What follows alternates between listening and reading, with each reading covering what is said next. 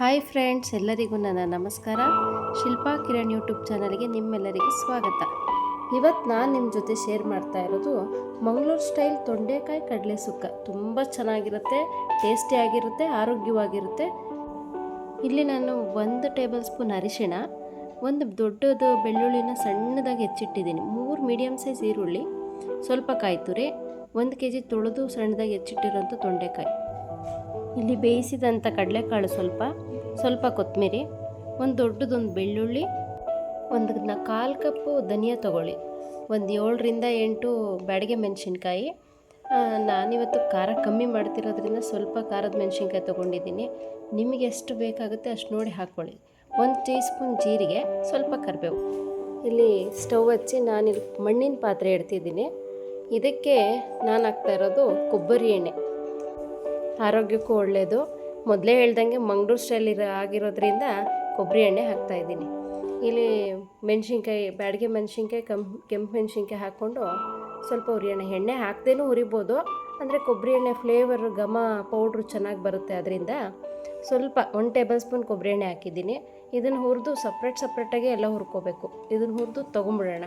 ಇದಕ್ಕೆ ಧನಿಯಾ ಮತ್ತು ಜೀರಿಗೆ, ಅದು ಸ್ವಲ್ಪ ಜೀರಿಗೆ ಸ್ವಲ್ಪ ಸಿಡಿಯುತ್ತಲ್ಲ ಅಲ್ಲಿವರೆಗೂ ಫ್ರೈ ಮಾಡಿ.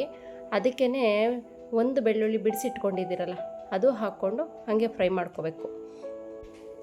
ಇದಂತೂ ತುಂಬ ಚೆನ್ನಾಗಾಗುತ್ತೆ ಪಲ್ಯ, ಚಪಾತಿಗಂತೂ ತುಂಬ ಚೆನ್ನಾಗಿರುತ್ತೆ. ಮಕ್ಕಳು ಮನೇಲಿ ಎಲ್ಲರೂ ಇಷ್ಟಪಡ್ತಾರೆ.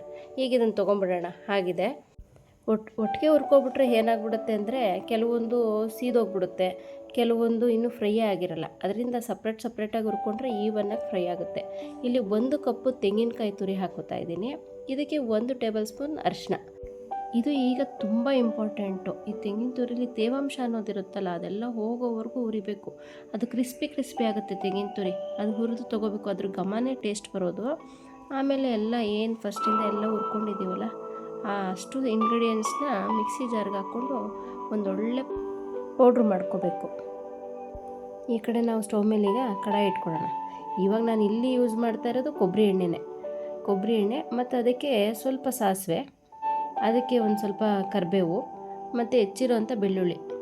ಆಗಲೇ ನಾನು ಪೌಡ್ರ್ ಮಾಡ್ಕೊಳಕ್ಕೆ 1 ಬೆಳ್ಳುಳ್ಳಿ ಯೂಸ್ ಮಾಡಿದ್ದೆ. ಮತ್ತು ಇಲ್ಲಿ ಒಗ್ಗರಣೆಗೆ ಸಣ್ಣದಾಗಿ ಹೆಚ್ಚಿಟ್ಕೊಂಡಿರೋಂಥ ಬೆಳ್ಳುಳ್ಳಿ, ಅದು ಪಲ್ಯದಲ್ಲಿ ಅವಾಗವಾಗ ಮಧ್ಯದಲ್ಲಿ ಸಿಗ್ತಿದ್ರೆ ಟೇಸ್ಟ್ ಚೆನ್ನಾಗಿರುತ್ತೆ.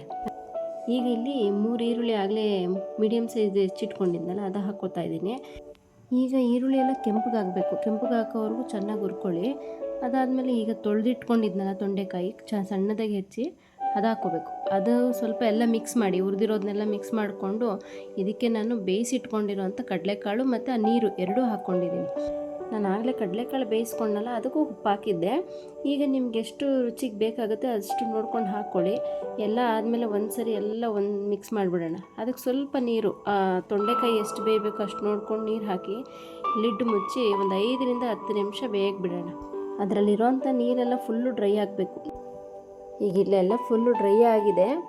ಈಗ ಇದಕ್ಕೆ ಹುರಿದಿದ್ದು ಇಂಗ್ರೀಡಿಯೆಂಟ್ಸ್ನೆಲ್ಲ ಆಗಲೇ ಪೌಡ್ರ್ ಮಾಡಿದ್ವಲ್ಲ ಅದನ್ನು ಹಾಕ್ಕೋಬೇಕಾದ್ರೆ ಸ್ಟವ್ ಉರಿ ಫುಲ್ಲು ಕಮ್ಮಿ ಮಾಡಬೇಕು. ಹಾಕ್ಕೊಂಡು ಈ ಮಸಾಲೆ ಎಲ್ಲ ಫುಲ್ಲು ಮಿಕ್ಸ್ ಆಗಬೇಕು. ಮಿಕ್ಸ್ ಆಗಿ ತಕ್ಷಣ ಅದಕ್ಕೆ ಕೊತ್ತಂಬರಿ ಹಾಕಿ ಸ್ಟವ್ ಆಫ್ ಮಾಡಿಬಿಡಿ. ಯಾಕಂದರೆ ಅದರದ್ದು ಪೌಡ್ರದ್ದು ಘಮ ಹೋಗಬಾರ್ದು, ಅದೇ ಮೇಯ್ನ್ ಟೇಸ್ಟು. ಈಗ ಇದನ್ನು ತಿನ್ಲಿಕ್ಕೆ ರೆಡಿ ಇದೆ. ಒಮ್ಮೆ ನೀವು ಮನೇಲಿ ಮಾಡಿ ಟೇಸ್ಟ್ ಹೇಗಿತ್ತು ಅಂತ ಕಮೆಂಟ್ ಮಾಡ್ತೀರಾ? ನಿಮಗೆ ಈ ಅಡುಗೆ ಇಷ್ಟ ಆಗಿದ್ದರೆ ಲೈಕ್ ಮಾಡಿ, ಶೇರ್ ಮಾಡಿ ಮತ್ತು ಸಬ್ಸ್ಕ್ರೈಬ್ ಮಾಡೋದು ಮಾತ್ರ ಮರಿಬೇಡಿ. Thank you.